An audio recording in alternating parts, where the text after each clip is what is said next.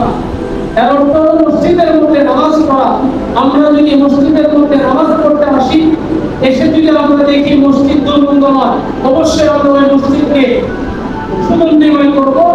আর মসজিদকে যদি আমরা সুগন্ধিময় করতে যাই, তাহলে ওই মসজিদের মধ্যে যে ময়লা আছে এগুলোকে আমাদেরকে পরিষ্কার করতে হবে।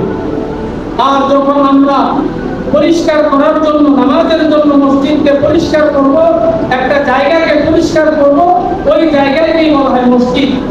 তো এই চারটা নির্দেশনার মূল নির্দেশনা যেটা, সেটা হলো মসজিদকে আবাদ করা, অর্থাৎ নামাজ পড়া। এখানে আমরা একটি মসজিদ নির্মাণ করলাম। আল্লাহ রাব্বুল আলামিন এক ব্যক্তির মাধ্যমে এখানে একটি মসজিদ নির্মাণ করা আমাদেরকে সুযোগ করে দিয়েছেন। আমরা এখানে একটি মসজিদ নির্মাণ করেছি। এই মসজিদ নির্মাণ করার জন্য এক ব্যক্তি জায়গা দিয়েছে, আরেক ব্যক্তি এই মসজিদ নির্মাণ করার জন্য অর্থ দিয়েছে, তৃতীয় ব্যক্তির কাজ হলো এখানে এসে নামাজ পড়া। কিন্তু আমরা যদি এখানে এসে নামাজ না পড়ি, যে মসজিদের জায়গা দিয়েছে ওই জায়গা দেওয়াটা তার জন্য নিরর্থক হয়ে যাবে। অর্থাৎ মসজিদে যদি মানুষ নামাজ না পড়ে, যে জায়গা দিয়েছে তার কোনো সওয়াব হবে না। মসজিদে যদি আবাদ না করা হয়, মসজিদে যদি নামাজ না পড়া হয়, যে ব্যক্তি এত অর্থ খরচ করে এখানে মসজিদ নির্মাণ করে দিয়েছে তার সওয়াব হবে না।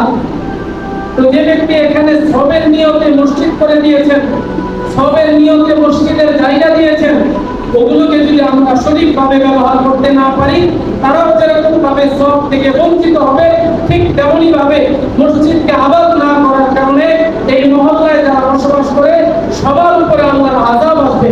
নাউযুবিল্লাহ। তো যে মসজিদ নির্মাণ করা হয়, প্রথম দিন এখানে যেদিন আলোচনা হয়েছিল, ওয়াক্তিয়া নামাজ যেদিন শুরু হয়েছিল, ওই দিন এখানে একজন আলোচনা করেছিলেন যে মসজিদকে কেন্দ্র করে আল্লাহ রাব্বুল আলামিন এই মহল্লার মধ্যে বরকত নাযিল করবেন। মসজিদকে কেন্দ্র করে আল্লাহ রাব্বুল আলামিন এই মহল্লার মধ্যে রহমত নাযিল করবেন। কোন মসজিদকে কেন্দ্র করে? যে মসজিদের মধ্যে নামাজ হয়, যে মসজিদকে কেন্দ্র করে দ্বীনি আলোচনা হয়, যে মসজিদকে কেন্দ্র করে একটা সমাজকে সঠিকভাবে পরিচালিত করা হয়, ওই মসজিদকে কেন্দ্র করে এই এলাকার মধ্যে রহমত নাযিল হবে। কিন্তু বিষয়টা যদি উল্টো হয়, যে মসজিদের মধ্যে নামাজ না হয়, মসজিদকে কেন্দ্র করে মসজিদের মধ্যে কোনো দ্বীনি কাজ না হয়, মসজিদকে কেন্দ্র করে সমাজকে যদি দ্বীনের উপর চালানো না হয়, এই মসজিদে আমাদের জন্য আযাবের কারণ হয়ে যাবে।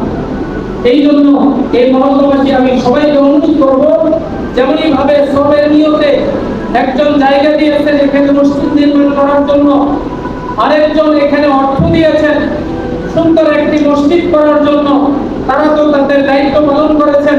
আমাদের দায়িত্ব হলো এই মসজিদকে আবাদ করা। আমরা যদি এই মসজিদকে আবাদ করতে পারি, যারা জায়গা দিয়েছে তাদের জায়গা দেওয়াটা সার্থক হবে।